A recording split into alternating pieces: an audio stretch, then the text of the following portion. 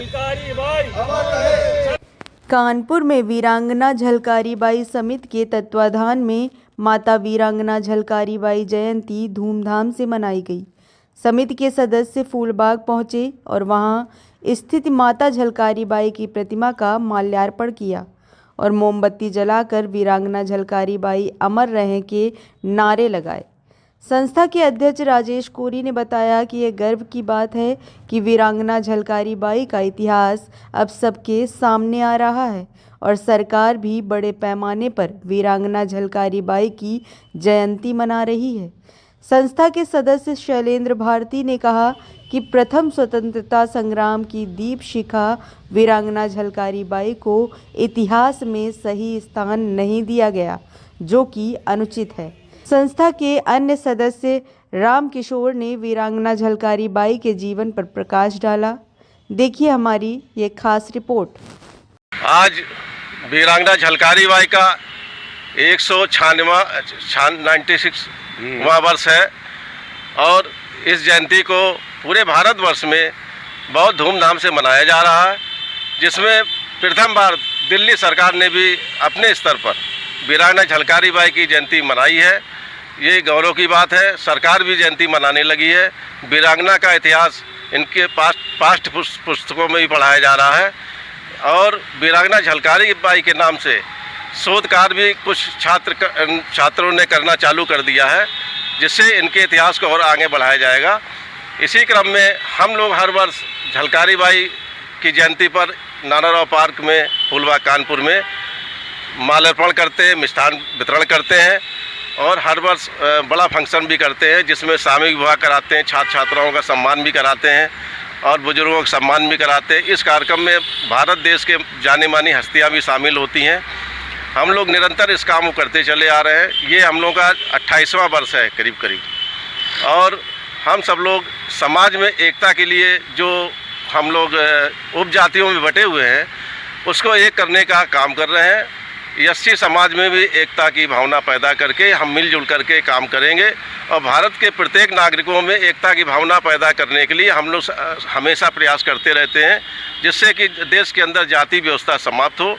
जाति व्यवस्था समाप्त करने के लिए तरह तरह के कार्यक्रम होते रहते हैं, लेकिन जो लोगों की मानसिकता है उन मानसिकता को दूर करने के लिए स्वयं ही लोगों की जिम्मेदारी है कि वो अपने मन से जातिवादी व्यवस्था को ख़त्म करने के लिए धीरे धीरे अपने विचारों को बदलें और मुख्य धारा में आकर के मानव सेवा के काम में लगे। जो गरीब हैं, जो मजलूम हैं, उनकी मदद करने के लिए काम करें और भ्रष्टाचार को भी कम करने के लिए, जो देश में बहुत सारा भ्रष्टाचार, इतना भ्रष्टाचार दिख रहा है जिससे जहाँ भी आप पूछेंगे वहाँ बिना किसी पैसे के काम नहीं हो रहा। लगभग ये मेरी जानकारी में आया है। इसीलिए हम लोग समाज में एकजुटता लाने के लिए काम कर रहे हैं।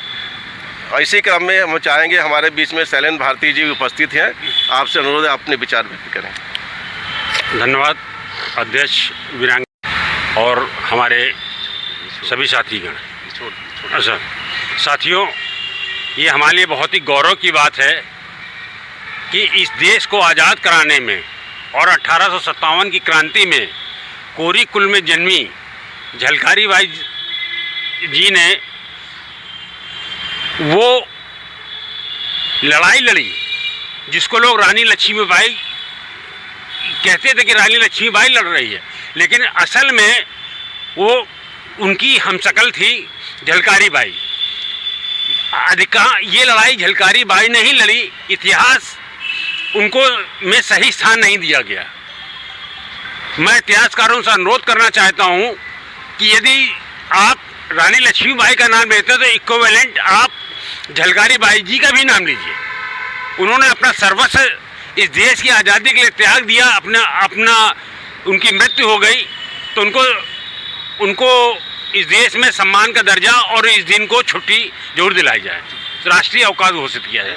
मैं सरकार से अनुरोध करता हूं कि इस दिवस पर सरकार राष्ट्रीय अवकाश घोषित किया जाए। धन्यवाद साथियों। ये 22 नवंबर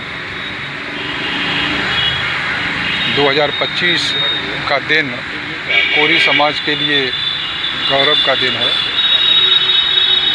इस दिन 22 नवंबर 1830 को कोरी समाज में एक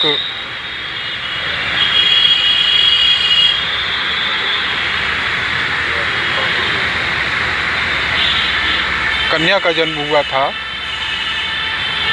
जो अपने माता पिता की प्रेरणा से युद्ध कला सीख करके उसमें पारंगत होते हुए आगे उनके पिता ने जब उनको एक सैनिक से शादी की तो वहाँ उनको और अवसर मिला और झांसी की सेना में वो भर्ती हुई और अपनी युद्ध कौशल के बल पर रानी लक्ष्मीबाई ने उनको दुर्गा दल जो उनकी महिला सेना की टुकड़ी थी उसका सेनापति बनाया। वीरांगना झलकारी बाई की शौर्य गाथा इतनी महान है कि इसको देश कभी नहीं भुला सकता है। जब झांसी पर अंग्रेज़ों ने अटैक किया था उस समय रानी को अपनी जान बचाने के लिए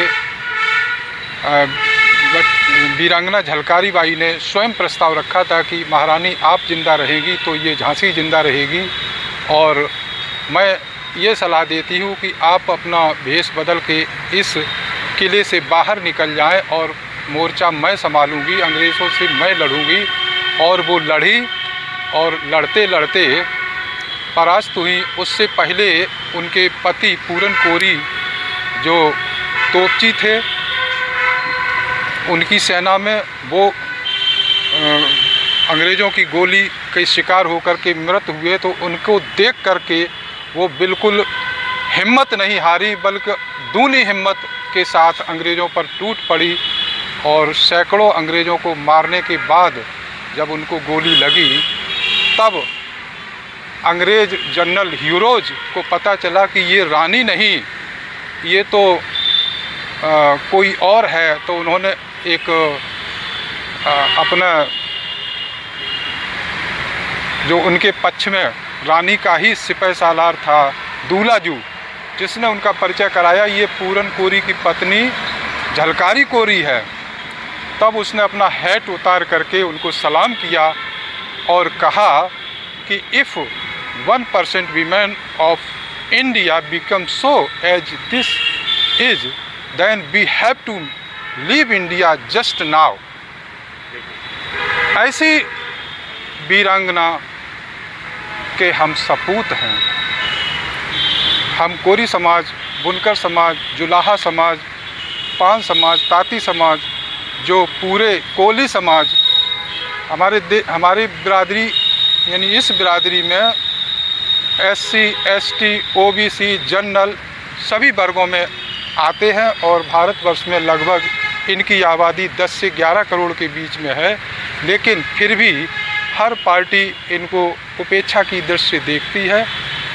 और वीरांगना झलकारी बाई का तो इतिहास में अगर वो लाइन डॉक्टर वृंदावन लाल वर्मा के उपन्यास में न होती तो शायद ये इतिहास अभी तक छुपा ही रहता।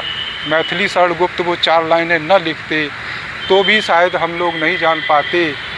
लेकिन बुंदेलखंड के लोग आज भी इनके ऊपर कहानियाँ, किस्से, कहावतें आज भी कहा करते हैं, क्योंकि वहाँ कोरी बिरादरी की आबादी टोटल का लगभग 20% है और वो शिक्षित भी हैं, राजनीति में भी हैं, पढ़े लिखे भी हैं, लेकिन फिर भी उपेक्षा के शिकार हैं। मैं सरकार से चाहूँगा कि वीरांगना झलकारी बाई को देश हित में किए गए बलिदान के स्वरूप उनके नाम पर स्मारक बनाएं, उनका नामकरण करें, पार्कों के नाम उनके नाम से कुछ हर शहर में मूर्तियां लगवाएं और कुछ शिक्षण संस्थानों के नाम लिखें, कुछ खेल कूद के जो संस्थान हैं उनके नाम से बनाए जाएं, कुछ ज़िलों के नाम भी, 1-2 ज़िलों के नाम भी बना दिए जाएं तो उनके लिए आज के दिन ये सच्ची श्रद्धांजलि होगी।